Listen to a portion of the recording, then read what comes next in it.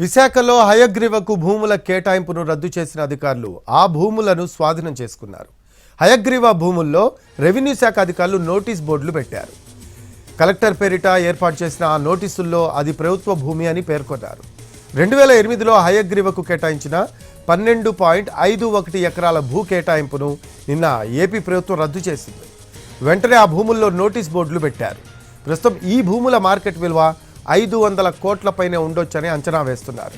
వృద్ధాశ్రమం, అనాథ శరణాలయం నిర్మిస్తాము అంటూ ప్రభుత్వం నుంచి రాయితీపై భూమి తీసుకున్న హయగ్రీవ వాటిలో రియల్ ఎస్టేట్ వ్యాపారం చేసింది.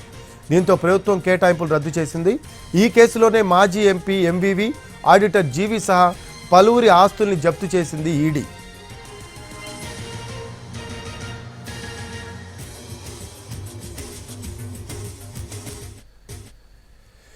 మరో అప్డేట్స్ తెలుసుకుందాం. మా కరెస్పాండెంట్ రవిచంద్ర ఉన్నారు. రవిచంద్ర, హయగ్రీవకు భూములు కేటాయింపును రద్దు చేసిన అధికారులు ఆ భూములు స్వాధీనం చేసుకుంటున్నట్టు కూడా దానికి సంబంధించి బోర్డు పెట్టినట్టు తెలుస్తూ ఉంది. Notice board. లేటెస్ట్ అప్డేట్స్ ఏంటి? రఫీ, రియల్ ఎస్టేట్ వ్యాపారానికి ప్రభుత్వ భూములను దుర్వినియోగం చేసిన హయగ్రీవ సంస్థపై ఎట్టకేలకు వేటు పడింది. ప్రస్తుతం హయగ్రీవాకు సంబంధించిన భూముల్లో ఇది ప్రభుత్వ భూమి, నిబంధనలకు అతిక్రమించిన వాళ్ళు శిక్షార్హులంటూ జిల్లా కలెక్టర్ పేరు మీద రెవెన్యూ యంత్రాంగం నోటీసు బోర్డులను పెట్టింది.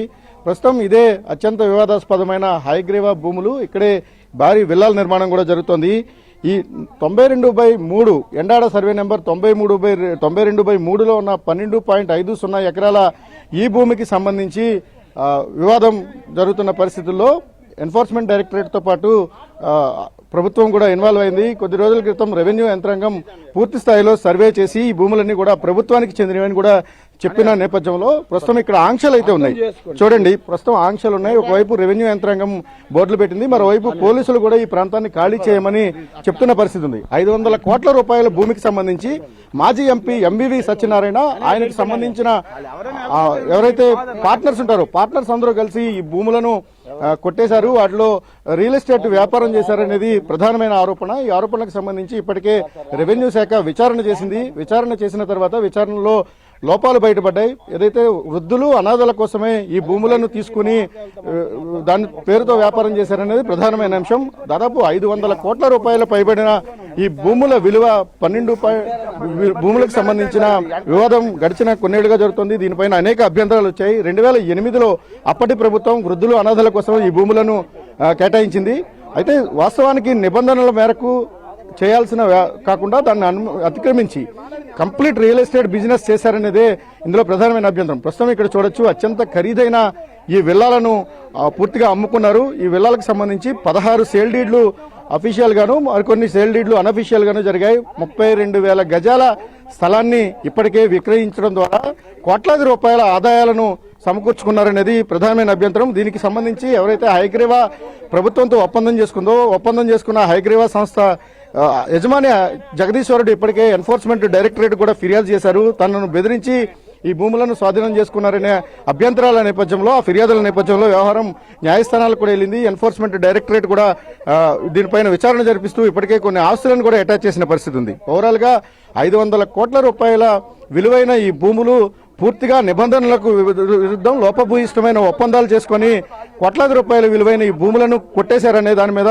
ప్రభుత్వం చాలా తీవ్రంగా స్పందించింది. సబ్ కమిటీ నివేదిక ఆధారంగా ఈ భూములన్నింటినీ కూడా స్వాధీనం చేసుకోవాలని హెచ్చరికలు జారీ చేసింది. ఆ హెచ్చరికల నేపథ్యంలోనే ప్రస్తుతం ఈ భూములన్నింటినీ కూడా స్వాధీనం చేసుకున్నారు. రెవెన్యూ యంత్రాంగం ఆధీనంలో ఉన్న ఈ భూములకు ప్రస్తుతం పోలీసులు కూడా తమ వంతు ప్రమేయం తీసుకుంటూ ఉన్నారు. తమ ఆధీనంలోకి తీసుకున్న పరిస్థితి ఉంది. బయట వ్యక్తులు ఎవరిని కూడా ఈ ప్రాంతానికి అనుమతించడం లేదు. నిబంధనలకు ఉల్లంఘనకు పాల్పడిన ఈ సంస్థపై తదుపరి ఎటువంటి చర్యలు ఉంటాయి?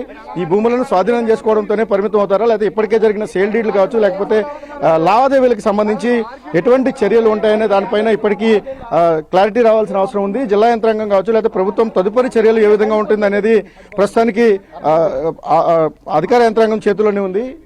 మొత్తంగా ఈ భూములన్నీ కూడా దాదాపు 500 కోట్ల రూపాయల విలువైన ఈ భూములకు సంబంధించి 32,000 గజాల స్థలాన్ని ఇప్పటికే అమ్ముకోవడం, దానికి సంబంధించిన సేల్ అగ్రిమెంట్స్ కూడా జరిగాయి.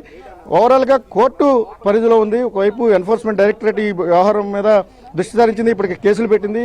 అంతర్గతంగా యాజమాన్యాల మధ్య ఒప్పందాలకు సంబంధించిన ఇష్యూస్ నడుస్తున్నాయి. ఈ క్రమంలోనే అసలు భూమి బదలాయింపే చల్లదు, భూమి పూర్తిగా ప్రభుత్వానికి, ఇది కొండపోరం బొక్క కాబట్టి ప్రభుత్వానికే చెందిందని నోటీసులు పెట్టడంతో ఇప్పటికే దీంట్లో ఇన్వెస్ట్ చేసిన వాళ్ళు కావచ్చు, లేకపోతే ఆ వ్యాపార లావాదేవీలు నిర్వహించిన వారు కానీ వీళ్ళంతా కూడా ఇప్పుడు అయోమయానికి గురైన పరిస్థితి. ప్రభుత్వం అయితే ఈ భూమిని తమ ఆధీనంలోకి తీసుకొని పూర్తిగా బోర్డులను ఏర్పాటు చేసిన పరిస్థితి కనిపిస్తుంది మనకి. Rafi, right, thanks for updates Ravi.